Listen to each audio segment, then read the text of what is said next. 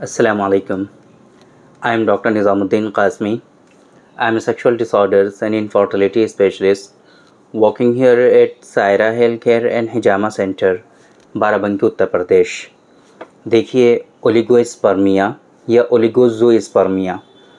देखिए ओलिगोस्पर्मिया या ओलिगोज़ोस्पर्मिया इसका मतलब क्या होता है कि स्पर्म काउंट जो होते हैं आपके सीमेन एनालिसिस में जब आप कराते हैं तो उसमें स्पर्म काउंट आपके नॉर्मल लेवल से कम आते हैं। लेस देन 15 मिलियन पर मिलीमीटर जब आपका काउंट आता है तो उसको हम लोग ओलिगोस्पर्मिया या ओलिगोज़ोस्पर्मिया के नाम से जानते हैं। इसके बारे में हमने आप लोगों को मल्टीपल टाइम्स आप लोगों को बताया हुआ है। कॉजेस, फैक्टर्स, असबाब है ना, किस वजह से किसी शख्स में होते हैं, आम तौर पे वो सारे हमने डिस्कस किए हुए हैं। आज के इस वीडियो में बेसिकली जो हम आपको बताने वाले हैं ओलिगोस्पर्मिया या ओलिगोज़ोस्पर्मिया के बारे में कि वो कौन कौन से सिचुएशंस हैं कि जहाँ पर आप मेडिसिन्स के थ्रू इनका ट्रीटमेंट कर सकते हैं और इसका इलाज जो है कम्प्लीटली क्योरेबल ट्रीटमेंट वो किस पैथी में आप पा सकते हैं। ओलिगोस्पर्मिया जैसे कि आप लोग जानते ही हैं कि स्पर्म काउंट के कम होने को हम लोग ओलिगोस्पर्मिया या क़िल्लत किरम मनी, यूनानी सिस्टम ऑफ मेडिसिन में क़िल्लत किरम मनी के नाम से जानते हैं। होता क्या है कि कुछ ऐसे सबब और कॉजेज़ आपके अंदर पाए जाते हैं कि जिसकी वजह से ओलिगोस्पर्मिया या ओलिगोज़ोस्पर्मिया आपके अंदर डेवलप हो जाया करता है।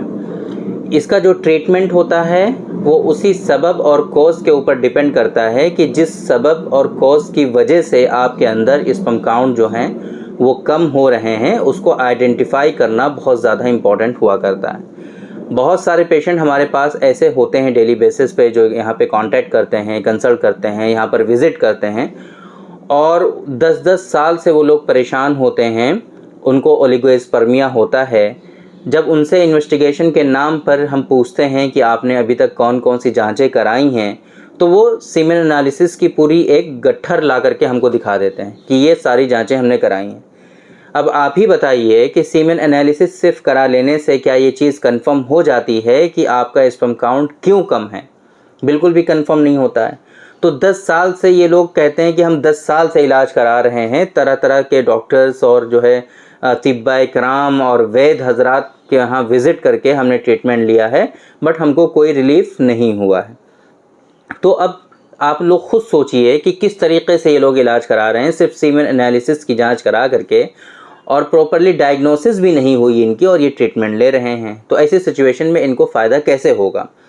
देखिए ओलिगोस्पर्मिया के पीछे बहुत सारे फैक्टर्स हो सकते हैं। आपके अंदर हार्मोनल इम्बैलेंस हो सकता है, टेस्टिकुलर एट्रोफी हो सकती है, कोई ट्रामा और इंजरी की हिस्ट्री हो सकती है, कोई इन्फेक्शन की हिस्ट्री हो सकती है, ये करंटली हो सकता है पस सेल्स बहुत ज़्यादा हाई हो, एपिडिडाइमिटिस हो, अभी भी आपके अंदर इन्फेक्शन हो सकता है।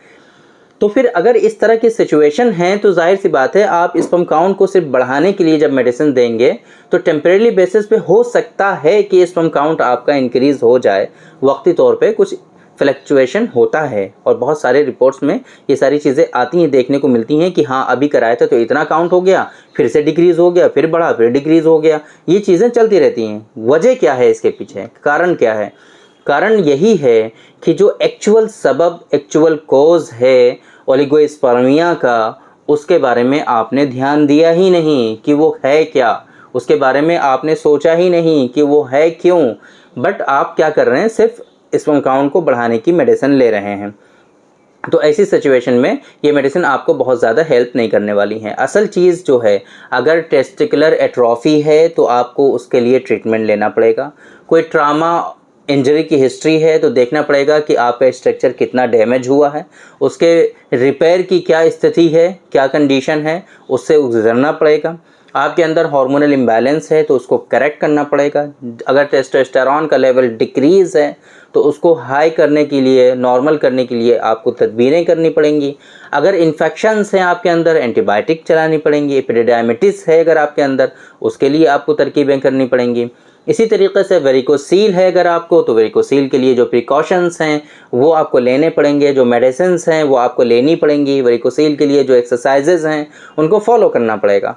तो ये सारी चीज़ें मिल करके किसी शख्स में, ये सारी चीज़ें मिल करके या इनमें से कोई एक सिंगल चीज़ भी आपके अंदर ओलिगोस्पर्मिया कोज कर सकती है। तो अब अगर ये चीज़ कंफर्म हो गई कि हाँ आपके अंदर हार्मोनल इम्बैलेंस है, या आपके अंदर टेस्टिकुलर एट्रोफी है, या आपके अंदर कोई ट्रामा इंजरी की हिस्ट्री है, या आपके अंदर एपिडिडायमिटिस है, या आपके अंदर एपिडिडायमल सिस्ट है, या आपके अंदर वेरिकोसील है, कुछ भी हो सकता है। अगर ये सारी चीज़ें आपके अंदर हैं या इनमें से कोई एक चीज़ है तो उसके जो ट्रीटमेंट के ऑप्शंस अवेलेबल हैं उनको आपको अवेल करना पड़ेगा, उन चीज़ों को आपको ट्रीट करना पड़ेगा। ये बहुत ही सिंपल है ये। अगर ये सारी चीज़ें इस तरीके से आप इसका ट्रीटमेंट कर लेंगे तो इंशाल्लाह ओलिगोस्पर्मिया आपका हमेशा के लिए क्योर हो जाएगा और ठीक भी हो जाएगा। मेडिसिन की ज़रूरत नहीं पड़ेगी। विदाउट मेडिसिन इंशाल्लाह आपका जो काउंट है वो इंक्रीज़ हो जाएगा, क्योंकि आपका जिस्म, आपकी बॉडी जो है वो नॉर्मल फंक्शन करने लगेगी और स्पर्मेटोजेनेसिस नॉर्मली होने लगेगा। तो फिर अब ऐसी सिचुएशन में स्पर्म काउंट को बढ़ाने के लिए मेडिसिन की बिल्कुल भी ज़रूरत नहीं रहेगी। ये बात आपकी समझ में आ गई।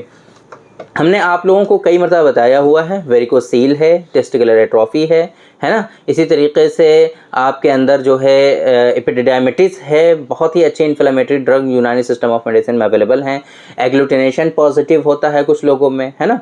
इस तरह की जो हिस्ट्रीज़ हैं, इस तरह की जो डिजीज़ हैं, इनका यूनानी सिस्टम ऑफ मेडिसिन में अल्हम्दुलिल्लाह बहुत ही अच्छा ट्रीटमेंट अवेलेबल है। तो अगर आप इस तरह से परेशान हैं और काफ़ी ट्रीटमेंट ले चुके हैं, आपको कोई रिलीफ नहीं हो रहा है, ये डिजीज़ आपकी क्योर नहीं हो रही हैं, तो आप बिल्कुल भी परेशान मत होइए। यूनानी सिस्टम ऑफ मेडिसिन में अल्हम्दुलिल्लाह इन चीज़ों का बहुत ही अच्छा, उम्दा, सक्सेसफुल ट्रीटमेंट अवेलेबल है। आप उनको फॉलो करिए, इंशाल्लाह आपको ये आपकी ये जो परेशानियां हैं ये बिल्कुल क्योर हो जाएंगी। आप इन परेशानियों से अपने आप को बचा पाएंगे। तो उम्मीद करते हैं कि अगर आपको ओलिगोस्पर्मिया है तो आप यूनानी सिस्टम ऑफ मेडिसिन में ज़रूर कंसल्ट करेंगे। यूनानी डॉक्टर्स से जो आपके नियरेस्ट हैं उनके पास विज़िट करके प्रॉपर ट्रीटमेंट हासिल करेंगे। और इन जो बातें हमने आपको बताई हैं होपफुली आप लोगों की समझ में आ गई होंगी। तो थैंक यू वेरी मच, बहुत बहुत शुक्रिया आपका। आज के इस वीडियो में इतना ही। इंशाल्लाह कल फिर मुलाकात होगी आपसे एक दूसरी वीडियो में। हम डिस्कस करेंगे आपसे एक दूसरे टॉपिक पर। तब तक के लिए आप हमें इजाज़त दीजिए। अस्सलामु अलैकुम।